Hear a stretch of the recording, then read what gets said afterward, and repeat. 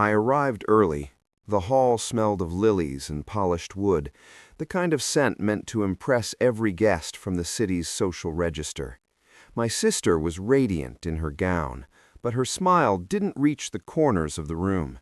She was tense, preoccupied, arranging details I didn't notice as a child, now mirrored in her controlling instincts.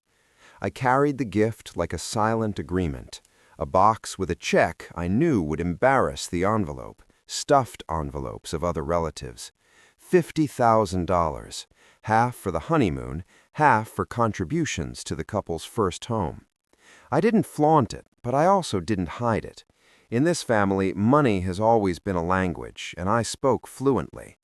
Then I saw it, a small yellow sticky note, hastily written, taped to a folding chair, tucked into the corner near the bathroom. My name scrawled in shaky cursive. The note seemed almost apologetic in its attempt to delineate space. Not important enough for the main table. Not important enough to sit with my sister's friends or her fiancé's family, or even the cousins who had grown up alongside me.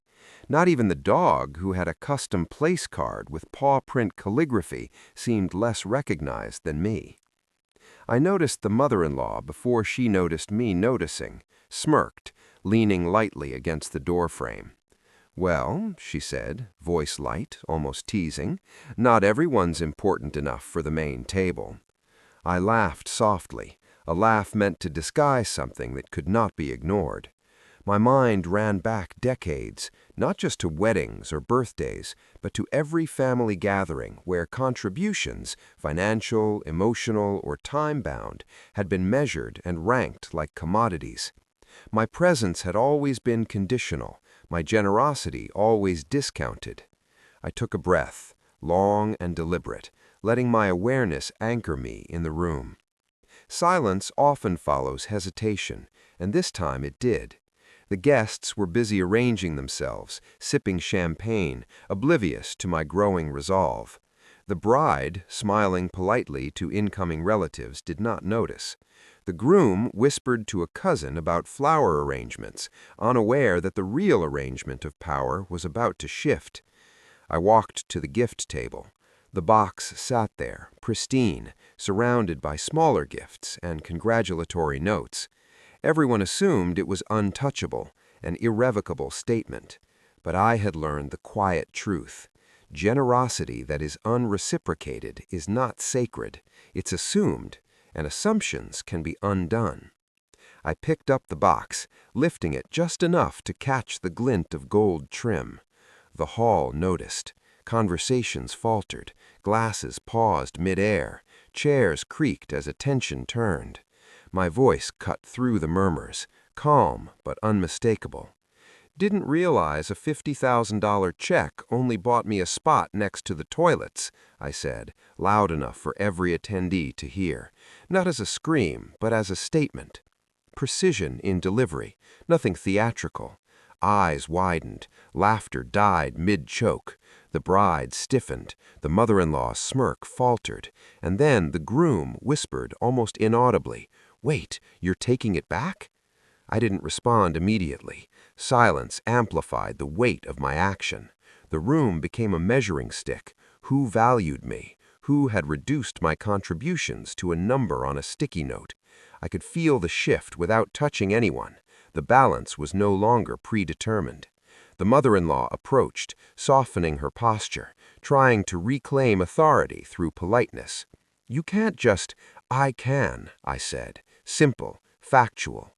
My hand rested on the box. Ownership undisputed. Generosity has limits, and respect is not negotiable. The guests' reactions were subtle yet telling. A few whispered to each other.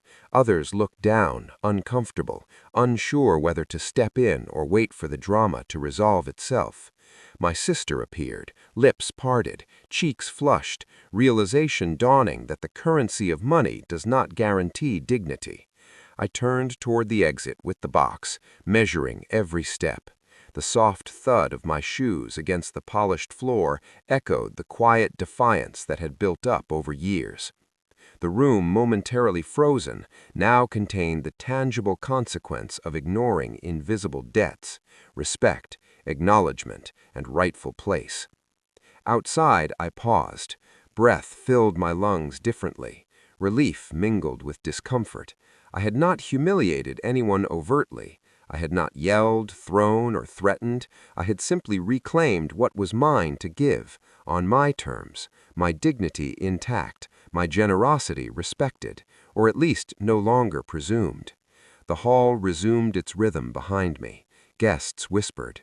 My sister approached the door, unsure whether to confront me or follow protocol. I didn't look back.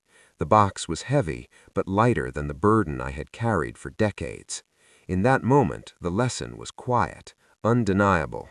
Unreciprocated generosity can be withdrawn, not as vengeance, but as assertion. Family, tradition, and money have weight, but they cannot dictate self-respect unless I allow it. And, for the first time in a string of family events, I left a gathering feeling neither small nor indebted. I left whole.